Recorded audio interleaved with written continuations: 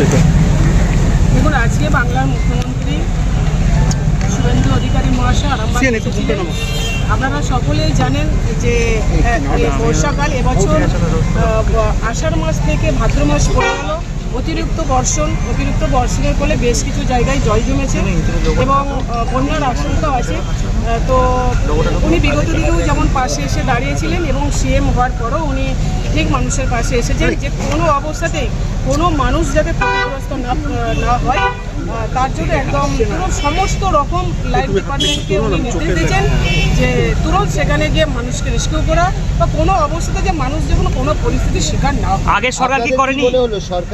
সরকার কাজ করবে এই সরকার। দিদি এদিকে দেখি, দিদি এইদিকে তাকিয়ে। সবাই মিলে সকলে মিলে চেষ্টা চলছে যাতে কোনো অবস্থাতেই বন্যা পরিস্থিতি, দেখুন উনি নিজেও বলেছেন যে বাঁধ উপছে যদি জল যায় সেখানে কারুরই হাত নেই, আর যদি কোনো গাফলতি থাকে তাহলে সেখানে পানিশমেন্ট নিতে হবে। উনি পরিষ্কারভাবে বলেছেন কাজ ঠিক সময় ঠিকভাবে যদি কাজটা কমপ্লিট করা হয় তাহলে মানুষ দুর্ভোগে কম পড়বেন। এটা উনি বারবার এটা উনি বলেছেন যারা লাইন ডিপার্টমেন্টে ছিলেন, বিশেষ করে উনি ইরিগেশনের উপর উনি একটু বেশি গুরুত্ব দিয়েছেন। আগের সরকার কি কাজগুলো করেনি?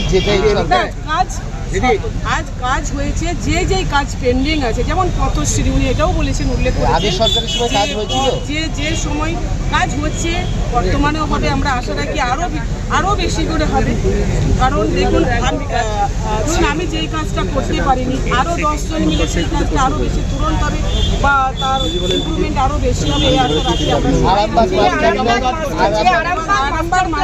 আরামবাগ মাস্টার প্ল্যানের উপরে জোর দেওয়া হয়েছে। যে বিধায়করা ছিলেন পুরসভা থেকে শুরু করে খানাপুর থেকে শুরু করে প্রত্যেক বিধায়কই কথাটা বলেছেন যে আরামবাগ মাস্টার প্ল্যান আরও বেশি এবং আরামবাগ মাস্টার প্ল্যানের জন্য উনি ভালোই কিছু একটা বলেছেন। সেটা আপনারা আরও আগামী দিনে আপনারা সবাই সেটা জানতে পারবেন। এবং রামকৃষ্ণ সেতু যেটা আছে ওটাও, এছাড়া আরও যে বাঁশের ব্রিজ, খানাকুলে যে বাঁশের ব্রিজ সেগুলো নষ্ট হচ্ছে সেটা কিভাবে রিকভারি করা যায়, সমস্ত ডিপার্টমেন্টকে আগের সরকার কি কোন ডিপার্টমেন্ট থেকে কতটা করা যায়, যে কোনো ডিপার্টমেন্ট থেকে কাজ করানোর জন্য একাধিক নদী রয়েছে আরামবাগ খানাকুলে।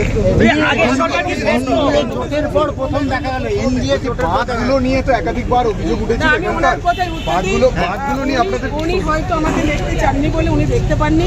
আমি বাড়ি থেকেই কাজ করছি। আরামবাগ গেছিলাম, সব জায়গাতেই আরামবাগ হসপিটাল গেছিলাম, সব জায়গায় গেছি, অসুস্থতা কাটে আবার মাঝখানে আরামবাগে যে মাস্টার প্ল্যান করা হলো, আগের সরকার তো এইভাবে বিষয়ে কোনো চিন্তা ভাবনা করেনি। আরামবাগ মাস্টার প্ল্যান ছিল ঘাটার মাস্টার প্ল্যানের সাথে ছিল যুক্ত, সেটা আমি তো বললাম দেখুন যখন কাজ হবে সেটা আপনারাও পরিষ্কারভাবে জানতে পারবেন। মেনলি যে এখন যে বর্ষা যেটা চলছেন, আমি আবারও বলছি, উনি বলেছেন যে বাঁধ উঠছে যদি জল যায় সেটা আমাদের কারুরই হাত নেই, কিন্তু যে কাজগুলো যদি কোথাও যদি পেন্ডিং থাকে বা তুরন্ত যদি কোথাও ধরুন যেটা ভোগ, আমরা বাংলায় যেটা ভোগ পড়া বলি, ভোগ পড়লে দেখবেন আরও সেগুলো তাড়াতাড়ি করে ভাতটা খেয়ে যায়।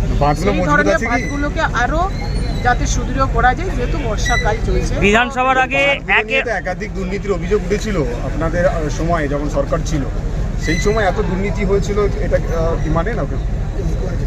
কিসের দুর্নীতি? বাঁধ নির্মাণ করার ক্ষেত্রে এখনো তো পেন্ডিং কোথাও কমপ্লিট।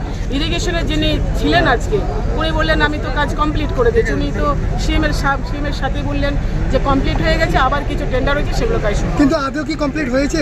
দেখুন উনি সেটা বলেছেন। আপনি তো বাস্তবে দেখতে পাচ্ছেন ইরিগেশনের যিনি ছিলেন আজকে অনলাইনে ছিলেন, উনি সিএম স্যারের সাথে বিস্তারিতভাবে বলেছেন। আপনাদের দলের একে